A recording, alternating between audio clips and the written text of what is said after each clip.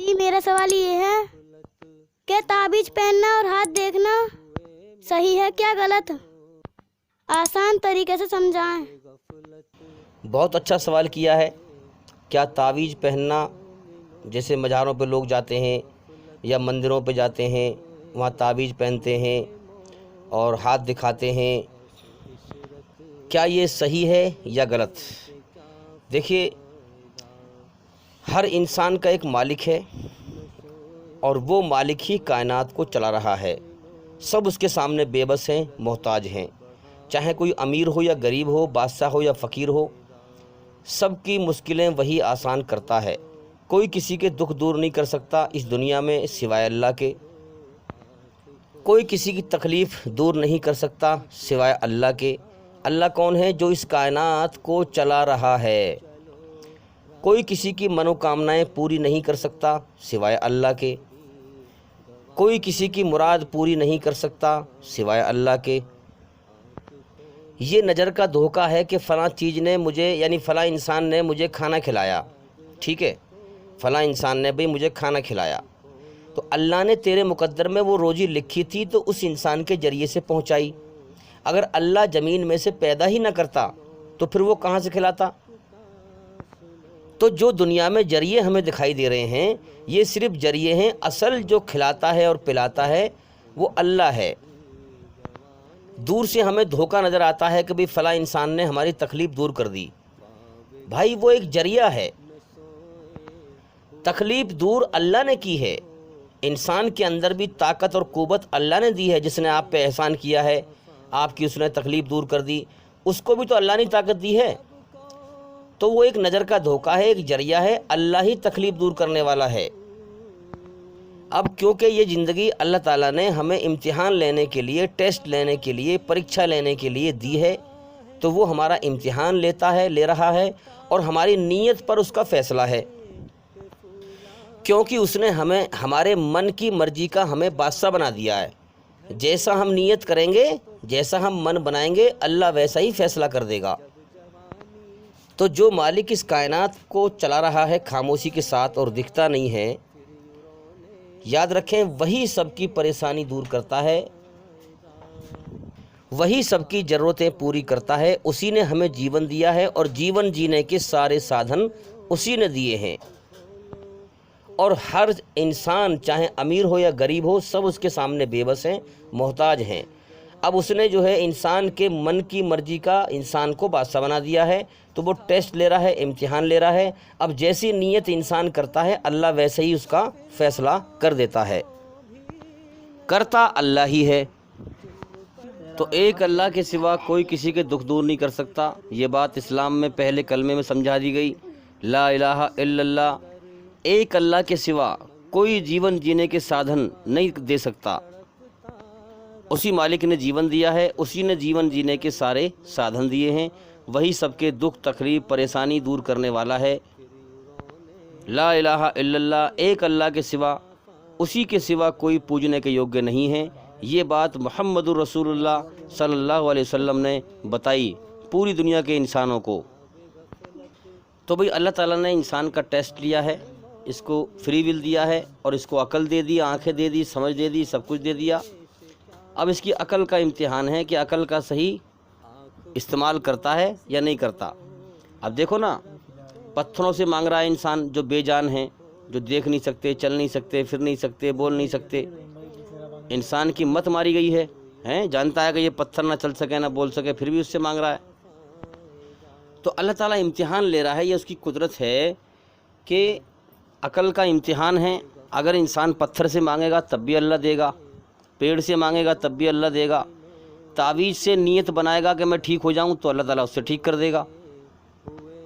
کوئی انسان ہاتھ دیکھے اور غلط سلط آپ کو بتا دے، پہلی بات تو ہاتھ دیکھنا غلط ہے، وہ اپنے من سے گڑھ لے کہ بھئی یہ ریکھا جو ہے امیر ہونے کی ہے اور یہ ریکھا غریب ہونے کی ہے اور یہ ریکھا فلانی چیز کی ہے اور یہ ریکھا فلانی چیز کی ہے، اپنے من سے بنا لے وہ چیز اور پھر آپ کو بتائے، آپ یقین کر لیں اس پہ، اس کی جھوٹی بات پر، تو اللہ تعالیٰ آپ کا ایسی فیصلہ کر دے گا۔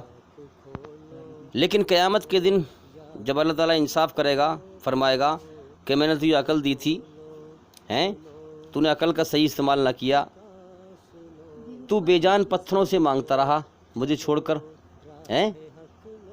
میرا ساجدار انہیں ٹھہراتا رہا۔ تو بے جان پتھروں سے تو نے مانگا، کیا دنیا میں نے تجھے دیا نہیں تھا؟ لوگ کہیں گے ہمارے پالنہار بے شک دیا تھا۔ تو نے دنیا کے اندر پیڑوں سے مانگا تھا، اپنے جیسے انسانوں سے مانگا تھا، کیا میں نے تجھے دیا نہیں تھا؟ تو لوگ کہیں گے کہ ہمارے پالنہار بے شک دیا تھا کہ جاؤ میں آج تمہیں جہنم کی آگ میں، نرک کی آگ میں پھینک رہا ہوں، آج اپنے آپ کو انہی خداؤں سے بچوا لو جن کو تم دنیا کے اندر پوجا کرتے تھے اور جن سے مانگا کرتے تھے۔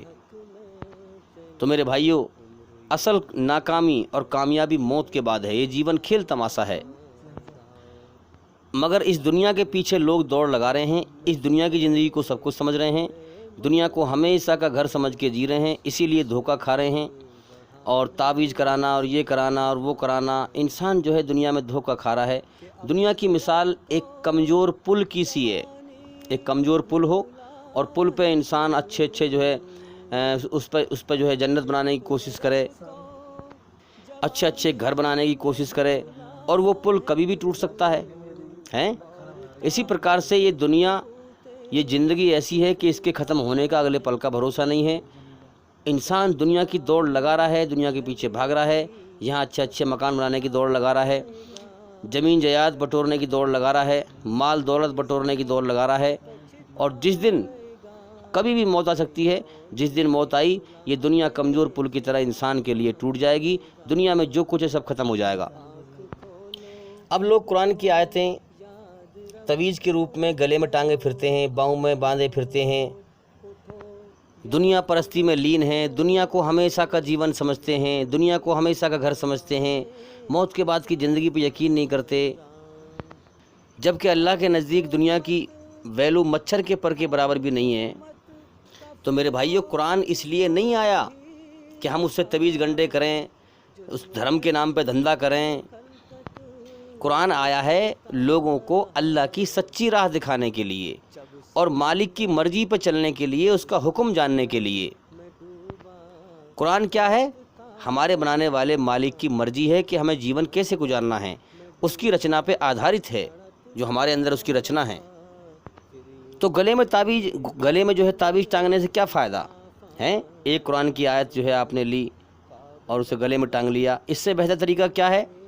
اگر آپ ایسا ہی سمجھتے ہیں تو پھر ایک کام کریں، آپ جو ہے ایک چپ میں جو ہے قرآن پورا لوڈ کرائیں، حدیثیں بھی لوڈ کرائیں، ہاں، اور لوڈ کرا کے گلے میں ٹانگ لیں۔ اس سے کیا فائدہ ہوگا؟ قرآن کوئی اس مقصد کے لیے آیا ہے دنیا میں؟ ابھی آپ ڈاکٹر صاحب کے پاس جائیں، ڈاکٹر صاحب سے دوائی مانگیں، ڈاکٹر صاحب آپ سے کہیں کہ بھئی آپ جو ہیں دوائیوں کے پتے اپنے گلے میں ٹانگ لیں، تو آپ ڈاکٹر صاحب سے کیا کہیں گے؟ اگر وہ آپ کو کھانے کو نہ کہیں اور یہ کہے ڈاکٹر کہ دوائیوں کے پتے آپ اپنے گلے میں باندھ لیں، تو آپ کیا کہیں گے؟ اسی طریقے سے میرے بھائیوں، قرآن مجید اب جیسے دوائی کھانے کے لیے ہوتی ہیں، جبھی تو فائدہ ہوگا اس سے۔ اسی پرکار سے قرآن مجید کو جو قرآن مجید کی شکچھائیں ہیں وہ اپنے جیون کے اندر اتاریں، سچ بولیں، جھوٹ نہ بولیں، پھر دیکھیں روزی میں برکت کیسے نہیں ہوگی، اچھائی پر چلیں، برائی سے بچیں، پھر دیکھیں جیون میں شانتی اور سکون کیسے نہ آئے گا۔ تو یہ سب طریقے، تویز بنانا، ہاتھ دیکھنا، یہ سب فراڈ طریقے ہیں، دھرم کے نام پہ دھندے ہیں، ان سے میرے بھائیوں بچیں، یہ شرک ہے۔ تو میرے بھائیوں، چونکہ اللہ کی طرف سے دنیا امتحان کا جہان ہے، وہ سب کا امتحان لے رہا ہے، مگر آج جو لوگ دھرم کے نام پہ دھندا کر رہے ہیں، وہ اللہ کے خلاف بغاوت کر رہے ہیں، ان کو سزا ملے گی۔ آج ہم دیکھیں جتنی فراڈ بازی اپنے بنانے والے مالک کے ساتھ لوگ کر رہے ہیں، اتنی فراڈ بازی کسی سے نہیں کر رہے، جبکہ اگر اللہ تعالیٰ فراڈ بازی پہ آ جائے تو انسان بھوکا مر جائے گا، اللہ اسے کھانے کو نہ دے، اس کے ساتھ فراڈ بازی کرے تو انسان بھوکا مر جائے گا۔ اللہ سچا ہے، رحم کرنے والا ہے، کرم کرنے والا ہے، اس نے ہمیں پیدا کیا ہے، جیون دیا ہے، پھر جیون جینے کے سارے سادھن ہمیں دے رہا ہے، مہیا کر رہا ہے، اور ہم اللہ کے ساتھ فراڈ بازی کر رہے ہیں۔ مسجد میں نماز پڑھنے آ گئے، نماز پڑھنے میں بھی فراڈ بازی ہے۔ مسجد میں کہتے ہیں کہ یا اللہ تو بڑا ہے اور تیرا حکم ہم مانیں گے، اللہ اکبر، تو بڑا ہے، اور تیرا حکم ہم مانیں گے، آج سچائی پر چلیں گے، جھوٹ پر نہیں چلیں گے، اچھائی پر چلیں گے، برائی پر نہیں چلیں گے ہیں۔ اور باہر جانے کے بعد دھندے میں برائی چل رہی ہے، کاروبار میں برائی چل رہی ہے، دکان پہ بیٹھ کے برائی چل رہی ہے، عدالتوں میں برائی چل رہی ہے، تو یہ اللہ کے خلاف بغاوت چل رہی ہے، اللہ کی دی ہوئی چھوٹ کا ناجائز فائدہ اٹھا رہے ہیں۔ لیکن اس نے جیون کا سمے دیا، اصل جیون موت کے بعد ہے، جیسے کرم کر کے مریں گے ویسے پھل بدلہ پائیں گے۔ تو انسان اپنے آپ کا نقصان کر رہا ہے، اپنے آپ کو دھوکہ دے رہا ہے، ہاں، فراڈ بازی کر کے۔ کیا کر رہے ہیں لوگ کہ خدا صاحب آپ صرف مسجد تک رہیں، باقی آپ ہمارے دھندے سے مطلب نہیں، ہم دھندے میں جھوٹ بھی بولیں گے، برائی پہ بھی چلیں گے ہیں، کاروبار سے کوئی مطلب نہیں، صرف مسجد تک رہیں، مسجد میں آ کر ہم دنڈوت کر لیں گے، سر جھکا لیں گے۔ نہ اللہ کے حکم پہ چلنے کا کوئی فکر ہے اور نہ اللہ کے حکم قائم کرنے کا کوئی فکر ہے۔ جبکہ ایمان والا کیا کرتا ہے کہ اللہ کے حکم سچائی پر چلتا ہے اور سچائی کو دنیا میں، اللہ کے قانون کو دنیا میں غالب کرنے کی محنت کرتا ہے، اللہ کی حکومت کو قائم کرنے کی محنت کرتا ہے، ظلم کو مٹاتا ہے، سچائی کو زندہ کرتا ہے، اچھائی کو پھیلاتا ہے۔ لیکن میرے بھائیوں، جو اللہ کے ساتھ فراڈ بازی کرے گا وہ اپنا ہی نقصان کرے گا۔ تو یاد رکھیں، اللہ کے حکم میں یہ تعویذ اور یہ ہاتھ دیکھنا، یہ سب فاسے پھینکنا، جوا کھیلنا، شراب پینا، یہ سب غلط کام ہیں، یہ شیطان کے کام ہیں، سب ان سے بچیں تاکہ ہم آخرت میں کامیابی حاصل کر سکیں، موت کے بعد کی زندگی میں کامیابی حاصل کر سکیں۔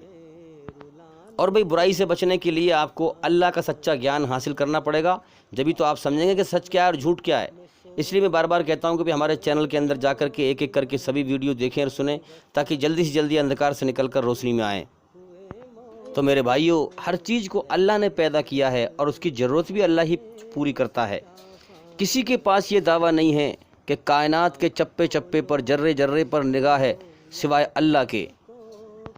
کائنات کے کण کण کو صرف اللہ ہی جانتا ہے کیونکہ اس نے پیدا کیا ہے۔ کسی کے پاس یہ دعویٰ نہیں ہے کہ ہر چیز کو ہر سمے اللہ کے سوا کوئی اور دیکھتا ہو اور اس کی ضرورتوں کو پوری کر سکتا ہو۔ کس کے پاس یہ دعویٰ ہے کہ وہ خزانوں کا مالک ہو سوائے اللہ کے؟ کس کے پاس یہ دعویٰ ہے کہ سب سے بڑی طاقت ہو سوائے اللہ کے؟ خزانوں کا مالک صرف اللہ ہے، ساری طاقتوں کا مالک صرف اللہ ہے۔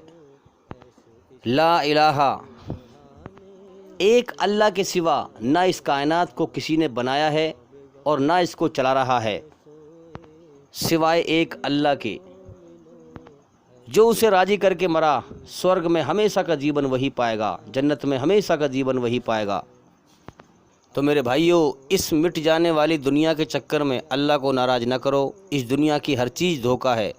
ایک وقت آنے والا ہے جب یہاں سے ہم مر کے جائیں گے، دنیا کی ہر چیز یہیں چھوڑ جائیں گے اور اکیلے اللہ کی طرف لوٹنا ہے۔ اس کائنات میں سارے رشتے ناتے سب دھوکہ ہیں، سب موت پر چھوٹ جائیں گے۔ ہر رشتہ ٹوٹنے کو بنا ہے، ہر سنگ چھوٹنے کو بنا ہے۔ اس دنیا کی مال بھی دھوکہ، دولت بھی دھوکہ، زمین بھی دھوکہ، جائیداد بھی دھوکہ، کوٹھی بھی دھوکہ، بنگلہ بھی دھوکہ، ہر چیز دھوکہ۔ تو میرے بھائیوں، اس دنیا کی ہر چیز دھوکہ ہے۔ عزت بھی دھوکہ، ذلت بھی دھوکہ، حکومت بھی دھوکہ، بادشاہت بھی دھوکہ، غریبی بھی دھوکہ، پوری زندگی دھوکہ، سب کچھ دھوکہ۔ یہ جیون اللہ کو راضی کرنے کے لیے ملا ہے۔ اگر ہم اللہ کو ناراض کر کے مر گئے تو اصل جیون موت کے بعد ہے، اگر وہاں ناکام ہو گئے تو وہاں ہے اصل ناکامی۔ تو میرے بھائیوں، اللہ تعالیٰ بڑا مہربان ہے، اس کی طرف لوٹیں اس سے پہلے کہ موت پہ وہ لوٹائے۔ ایک پتھر کا پجاری تھا، 70 سال سے وہ پتھر کو پکارتا تھا، یا صنم یا صنم۔ 70 سال کے بعد اس کی زبان پھسل گئی اور وہ یا سمد پکارنے لگا۔ اللہ نے فوراً فرمایا، لبیک میرے بندے۔ فرشتوں نے کہا کہ یا اللہ، یہ تو بھول سے پکار رہا ہے، اس کی زبان پھسل گئی ہے۔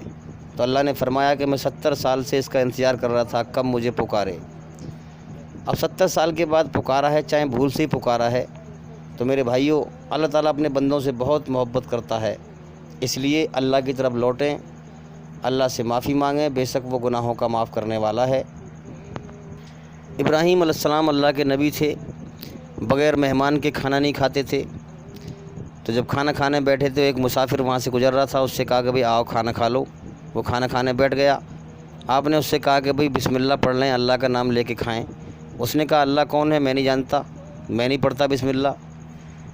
तो इब्राहीम अलैहिस्सलाम को गुस्सा आ गया, कहा कि बिस्मिल्लाह नहीं पढ़ता तो उसके आगे से खाना खींच लिया कि जिस मालिक ने खाना दिया है उसी का नाम लेने को तैयार नहीं है। वो उठ के वहाँ से चल दिया। इसके बाद जिब्रील अलैहिस्सलाम फरिश्ता आया, अल्लाह का पैगाम सुनाया हैं कि मूसा 70 साल से मेरी नाफरमानी कर रहा है, मैंने तो उसको भूखा मारा नहीं है।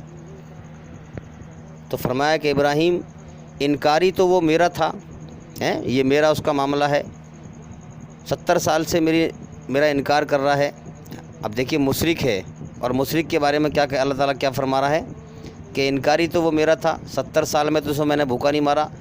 अब तुमने जो है 1 मिनट में उसे खाना छीन लिया उसके आगे से, बुलाओ उसको खाना खिलाओ। तो इब्राहीम अलैहिस्सलाम भागे और उसे बुला के लाए और उसने कहा भाई आप क्यों खिला रहे हो? कि वही मेरा रब का हुक्म है कि तेरा रब तो बहुत अच्छा है। कि अच्छा तो मुझे उस रब का कलमा पढ़ा दो। तो कलमा पढ़ लिया, ईमान भी नसीब हो गया। तो मेरे भाइयों, हम किसी गुनहगार को बुरा मत समझें, किसी को गिरी हुई निगाहों से न देखें। अल्लाह की रहमत बहुत बड़ी है, गुस्से से पता नहीं कब किस बात पर उसको ईमान नसीब फरमा दे, गुनहगार को ईमान नसीब फरमा दे, हैं इनकारी को ईमान नसीब फरमा दे, कब किस वजह से किसको बख्श दे कोई पता नहीं है। तो मेरे भाइयों, कभी भी किसी के गुनाह देखकर उसे गिरा हुआ न समझें, पता ना अल्लाह ताला किसके गुनाह माफ़ कर दे, कौन सा कर्म उसका पसंद फरमा ले। गुनाहगार से मोहब्बत करें, उसे समझाएं, अगर कोई बुरा भला कहे तो सब्र करें, बर्दाश्त करें। जितना सब्र करोगे, बर्दाश्त करोगे, जीवन में उतना ही सुकून मिलेगा। तो भाई मैं उम्मीद करता हूँ कि सवाल का जवाब हो गया, और भाई इंशाअल्लाह ज़िंदगी रही तो फिर मुलाकात होगी। अस्सलामु अलैकुम व रहमतुल्लाहि व बरकातुहू।